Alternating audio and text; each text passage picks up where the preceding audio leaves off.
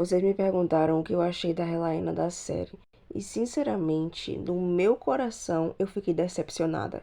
Para ser sincera, ela não é uma personagem bem desenvolvida nos livros, mas com o pouco que sabemos, nós entendemos que todos em volta dela gostavam dela, porque ela era uma pessoa muito agradável e feliz, inclusive era amada pelo povo, e que ela seria uma ótima mãe e que também amava voar no seu dragão. E a série poderia pegar essas pequenas questões e desenvolver essa personagem. Por que ela era tão feliz? Como ela chegou ao ponto de ser tão agradável que até os plebeus a amavam? Como ela conseguiu montar a Dreamfire? Como era a relação e a conexão entre elas? Foi ela que colocou os ovos de dragão no berço de seus filhos? Como era o relacionamento dela com a Rhaenyra e com o Daemon antes de tudo? E com o Aegon? A gente sabe que nos livros o relacionamento deles não era perfeito, mas dá para entender que eles só se afastaram realmente depois da morte do Maelor. Então, como era o convívio antes disso? E para isso não precisávamos ter um episódio de 1 hora focado nela, e sim que fosse mostrado algumas cenas sobre isso em episódios diferentes.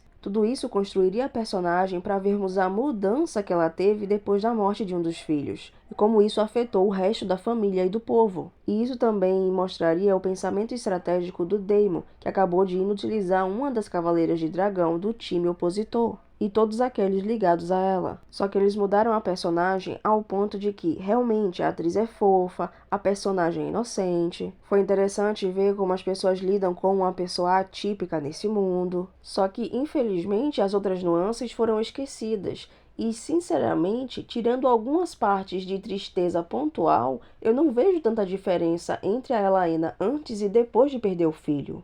Até a dor e a cena que deveria ser sobre ela foi tirado de foco com o relacionamento do Criston e da Alicent. E isso não é demérito da atriz, eu acho que ela foi muito boa em certas partes. Só que o roteiro que colocaram para ela ou em volta dela não ajudou na questão de desenvolver a personagem para ela ser mais palpável pra gente. Tipo assim, eu entendo que a personagem da série consegue fazer algumas previsões e tem um certo grau de autismo, mas isso não deveria impedir ela de amar os filhos, de ser uma boa mãe, de ter apegos emocionais. E eu entendo que ela tem hiperfoco, mas caramba, o livro não fala que ela amava andar de dragão, por que não faz o hiperfoco dela ser dragão? Mas tudo bem, fez ser inseto. É a única coisa que ela se importa nesse mundo? As previsões que ela tem fazem ela ser apática? Ela não tenta mudar as coisas que podem acontecer com ela ou com sua família? Ela não se importa? Por quê? Como ela chegou a isso? Nós não sabemos e nem nunca vamos saber. Só é assim. Dito tudo isso, entendam que eu não odeio a personagem da série, mas ela pra mim foi uma decepção e eu nem tava esperando muita coisa sobre ela. Eu só queria que ela fosse bem desenvolvida e pra mim isso não aconteceu. Já o Criston Cole na série passou de decepção para incômodo. Sabe, nos livros ele não é uma boa pessoa, mas ele é uma personagem muito importante e interessante. Ele é um dos maiores guerreiros dessa época. Ele vence o Daemon 2 vezes no mesmo torneio e depois vence o Harwin Strong, que é um dos homens mais fortes dessa época e ainda deixa ele todo quebrado. Na série o Daemon tá vencendo ele e ele acaba vencendo o Daemon porque o Daemon se distrai. E depois ele meio que apanha do Harwin Strong. Nos livros ele está ativamente tramando a usurpação, inclusive ele é chamado de Fazedor de Reis e é conhecido por isso. Na série esse título meio que apareceu na forma de insulto, eu não entendi muito bem, e ele parece muito mais um simples ajudante da Alicent do que tudo mais.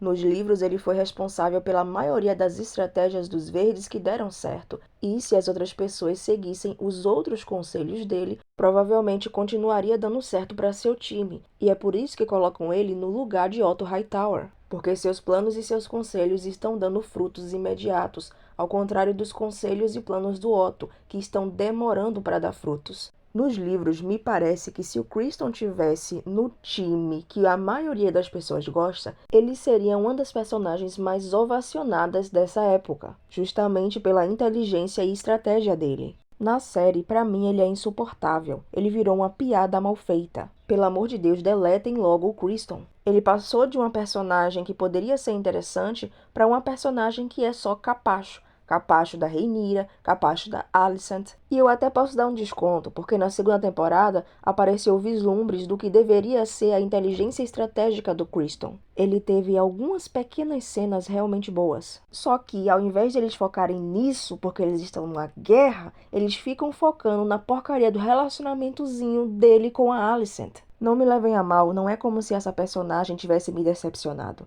Para ele me decepcionar, ele teria que se esforçar muito ainda. Essa personagem me deixou irritada. Eu não gostei de várias coisas em House of the Dragon, mas as cenas do Criston, principalmente quando ele tá com a Alicent, quase me fizeram dropar essa série. Já a Alicent... Cara, essa personagem era tão incrível nos livros. Mais uma vez, ela não era boa, mas dava pra ver o amor que ela tinha pela família. Dava pra ver a complexidade dela. Dava pra ver a ambição dela e como fazia sentido com aquele mundo que ela vivia. Uma personagem que, se fosse bem feita, se fosse bem trabalhada, poderia rivalizar com a Cersei de Game of Thrones. Mas eu não sei o que deu na cabeça dos roteiristas de fazer a Alicent como fizeram em House of the Dragon. Essa personagem, a cada episódio, muda de opinião, muda de personalidade, muda de desejo. Ela passou a primeira parte da primeira temporada do lado da Rhaenyra, mas depois se vira contra ela quando descobriu que ela mentiu e tomou o chá da lua. Caramba, isso se resolveria numa conversa. Isso não significa que a Rhaenyra iria deletar os filhos da Alicent. Mas aí ela passa a segunda parte da primeira temporada tramando contra a Rhaenyra, pra chegar no final e dizer: caramba, vocês estão tramando usurpação? Eu não acredito nisso. Eu vou ficar do lado da Rhaenyra. E aí o Viserys vai e conta pra ela o segredo. E aí, por causa de um sonho de um homem que ela sabe que está delirando, ela fica contra a Rhaenyra. E aí, mesmo sabendo que eles estão usando o fato da Rhaenyra ser mulher para colocar o Aegon no trono, ela fica chocada quando não aceitam que ela lidere tudo porque ela é uma mulher. E aí, no final, a mesma Alicent que atacou a Rhaenyra, mesmo com a probabilidade de pena de morte só para defender um de seus filhos, é a mesma Alicent que acabou de vender seus filhos para a Rhaenyra para acabar com a guerra que ela mesma incitou na esperança de proteger os seus filhos. Eu não sei o que eles queriam com isso. Transformar uma personagem tão boa em nada, em descartável. Eu não sei. E o pior é que tem algumas ideias interessantes, como o relacionamento dela com a Rhaenyra sendo bem mais próximo do que no original. Poderiam fazer uma ideia tipo de amantes para inimigas. Mas até nisso eles erraram. Eu não tenho nada contra a atriz. Ela deu muita vida à personagem. Ela é muito boa. Mas o roteiro que deram para ela foi péssimo. Infelizmente, tudo de bom que eu tenho para falar sobre o desenvolvimento dessa personagem é que fez sentido ela ser manipulada pelo pai no começo. Ela ser usada como peça política. Faria até mais sentido ela querer seus filhos no trono depois de tudo que passou. Mas não, ambição não é uma coisa interessante de se ver na tela, não é? É muito melhor... Enfim. A atriz é muito bonita, atua muito bem, tem penteados e roupas muito bonitas, coroas muito bonitas. E é isso.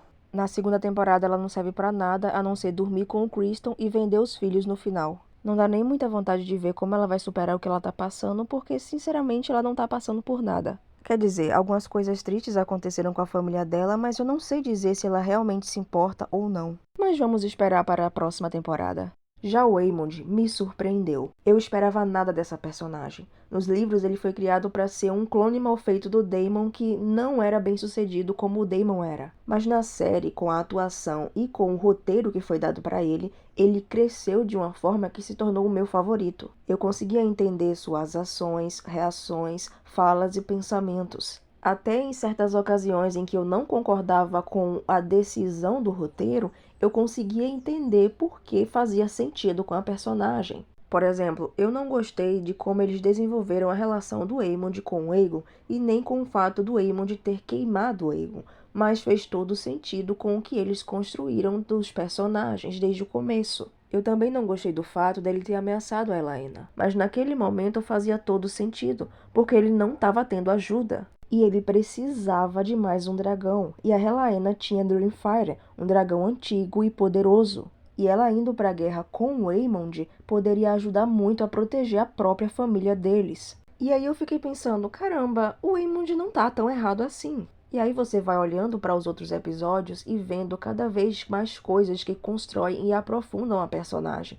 E mesmo ele não sendo um herói, por assim dizer, ele se torna uma personagem complexa tão boa de se assistir que você, não importa o time, vai preferir assistir ele do que outras personagens. Pelo menos foi isso que aconteceu comigo. Eu esperava nada e foi me entregue tudo. Foi uma das únicas personagens que eu prefiro a adaptação do que o original. E às vezes eu me pego pensando que se esse Aemond da série tivesse nos livros, o time e os aliados da Rhaenyra iriam ter muito mais problemas para lidar. A única crítica que eu realmente tenho com relação a ele é que eu não gostei de como foi desenvolvido na segunda temporada a relação dele com seus familiares. Na primeira temporada, o relacionamento deles não era perfeito e amável, mas tinha uma complexidade ali que eu gostava de ver. Parece que ele tinha um carinho a mais pela Helaena e pela sua mãe. Parecia que existia um certo entendimento entre ele e Aegon. E na segunda temporada isso foi jogado no lixo. Então, essa é a minha crítica com relação a ele. Mas tirando isso, eu até fico triste em saber o final dessa personagem. Não porque ele é uma boa pessoa, mas sim porque ele é uma personagem muito boa de assistir.